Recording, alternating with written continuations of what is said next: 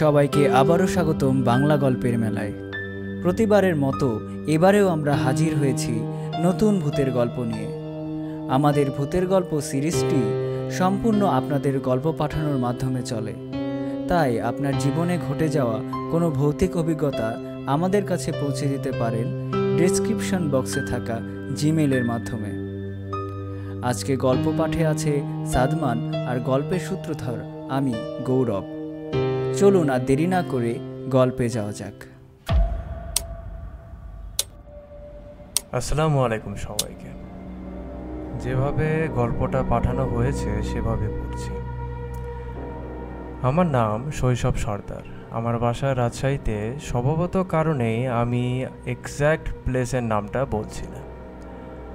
ঘটনাটা হচ্ছে 1982 সালের দিকে।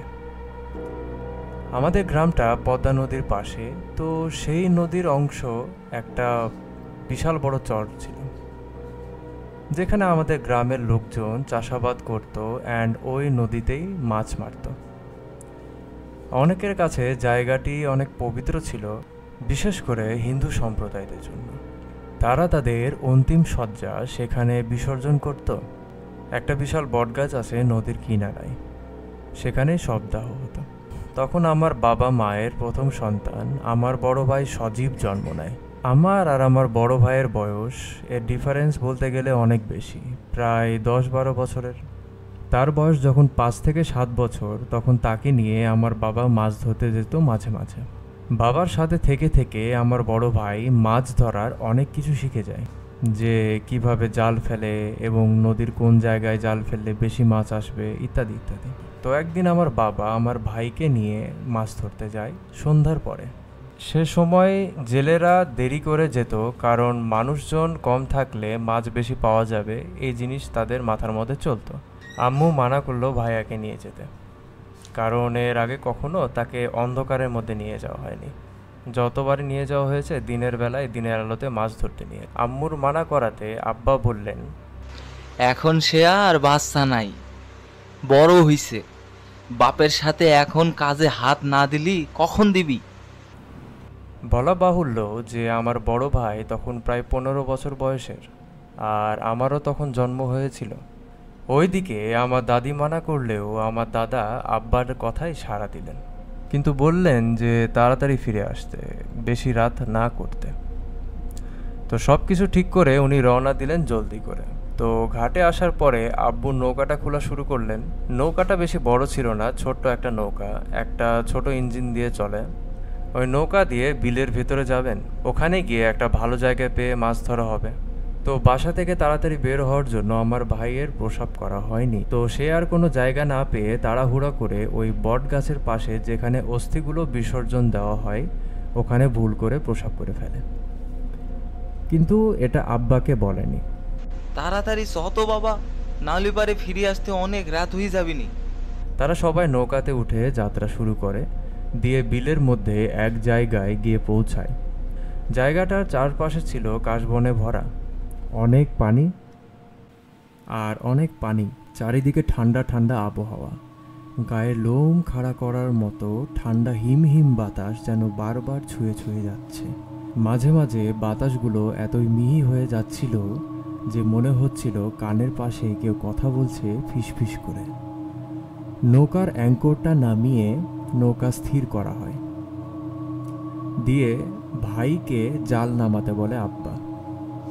ভাইয়া জাল নামাতে গিয়ে দেখে যে কাশবনের ঝাড়ের মধ্যে কালো শরীর, সাদা সাদা চোখ, আর তার দিকে ডগা ডগা করে তাকিয়ে আছে। এখনই তার দিকে তেড়ে আসবে। ভাইয়া আব্বাকে ডাকে। আব্বা এসে দেখে যে ওখানে কিছু নেই, কিন্তু সেখানে পানি অনেক বেশি নড়ছে, আর কাশবনের গাছগুলোও ভেঙে গিয়ে জায়গাটা ফাঁকা হয়ে আছে। মনে হচ্ছে কেউ সেখান দিয়ে জোর করে দৌড় দিয়ে পালিয়েছে। আব্বা বুঝতে পারেন যে আজকে কোনো বড় একটা সমস্যা হবে, কারণ এর আগেও তিনি এমন ছোট বড় সমস্যার সম্মুখীন হয়েছেন।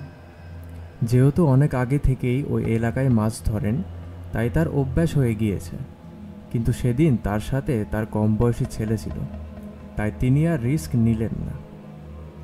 তিনি জলদি নৌকার অ্যাঙ্কর তুলে আবার ফেরার জন্য যাত্রা শুরু করলেন। কিন্তু যতই ফেরার পথে আগাচ্ছেন, ওনাদের আশেপাশের কাশবন আরও ঘন হয়ে যাচ্ছে, যেটার জন্য তিনি প্রস্তুত ছিলেন না। এই পথ দিয়ে তিনি এর আগে অনেকবার গিয়েছেন, কিন্তু এমন কেন হচ্ছে তিনি বুঝলেন না। এদিকে অনেকক্ষণ সময় পার হয়ে যাচ্ছে। আকাশের দিকে তাকিয়ে দেখেন যে চাঁদ মাথার উপর উঠে গিয়েছে, মানে তারা না হলেও 1.5 থেকে 2 ঘন্টা ধরে সেখানে আছেন। আর এক সময় তিনি নৌকা থামালেন আর থমকে গেলেন, কারণ তিনি দেখলেন যে সামনের কাশবনের গাছটা একদম ওইভাবে ভেঙে আছে যেভাবে তারা অনেকক্ষণ আগেই যে জায়গাটা রেখে এসেছিলেন।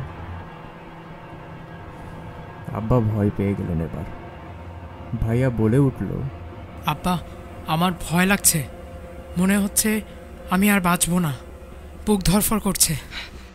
একটু সাহস কর বাবা, আর কিছুক্ষণ, তাড়াতাড়ি বাড়ি চলে যাবানি।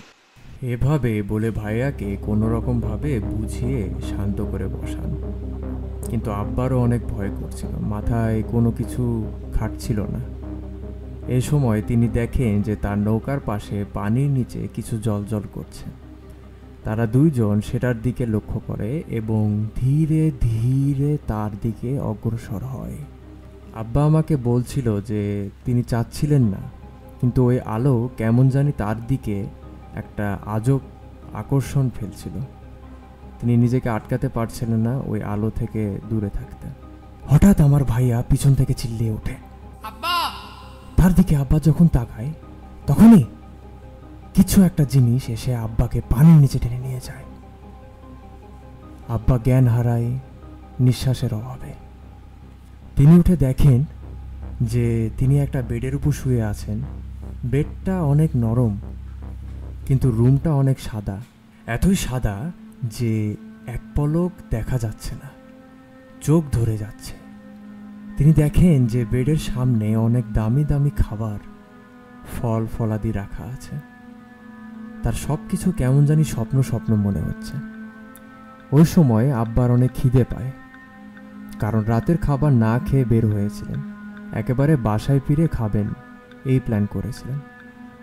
তো ওনার অনেক খিদা পাচ্ছিল। তো তিনি ফলটল বাদ দিয়ে খেয়াল করলেন যে একটা থালার উপর কিছু একটা জিনিস ঢাকা আছে। আব্বার মনে হলো যে ঢাকনার নিচে মনে অনেক সুস্বাদু খাবার আছে। তো তিনি ঢাকনাটা তুললেন, তুলে যা দেখলেন সেটার জন্য তিনি প্রস্তুত ছিলেন না। তিনি দেখলেন যে একটা মানুষের হার্ট, মানে হৃৎপিণ্ড, থালার উপরে রাখা, এবং ওই হার্টটা তখনও ধকধক করছিল। তিনি ভয়ে কাতরিত হয়ে গেলেন। তখন একটা গায়েবী আওয়াজ ওনার কানে আসে,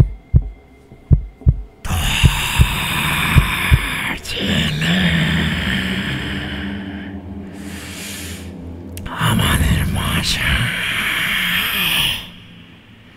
দরজায় প্রসব করেছে, এখন তুই যেটা খাবি সেটা তুই পাবি, আর যেটা খাবি না সেটা চিরদিনের জন্য হারাই ফেলবি। তোর খিদা পেয়েছে না? খিদা পেয়েছে, খা, বেশি করে খা, পেট ভরে ভরে খা।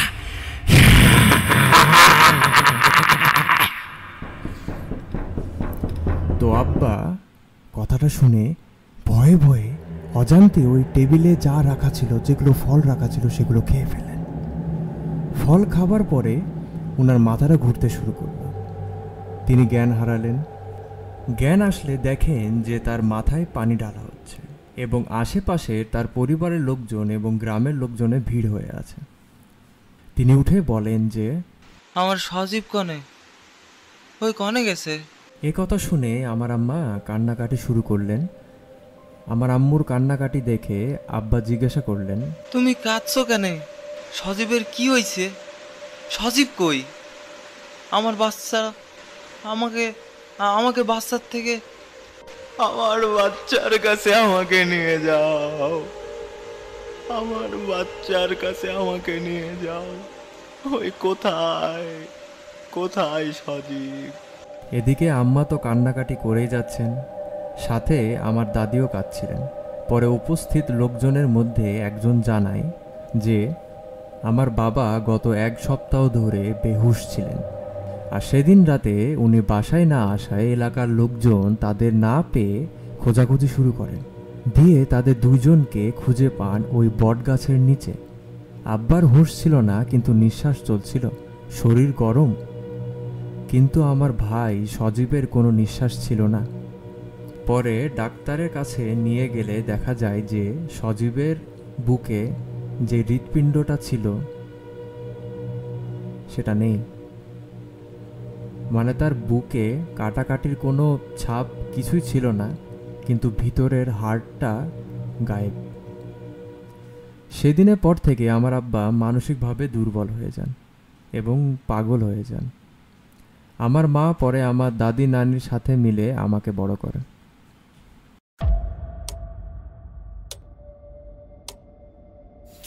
কেমন লাগলো আমাদের আজকের গল্প? কমেন্ট করে জানান আপনার মতামত। ছোট বড় বিভিন্ন ধরনের গল্প দিয়ে সাজানো আমাদের বাংলা গল্পের মেলা। আপনার যদি বাংলা গল্প শুনতে ভালো লাগে, তবে বাংলা গল্পের মেলার প্লেলিস্ট আপনার জন্য। Subscribe to our channel and click the bell notification.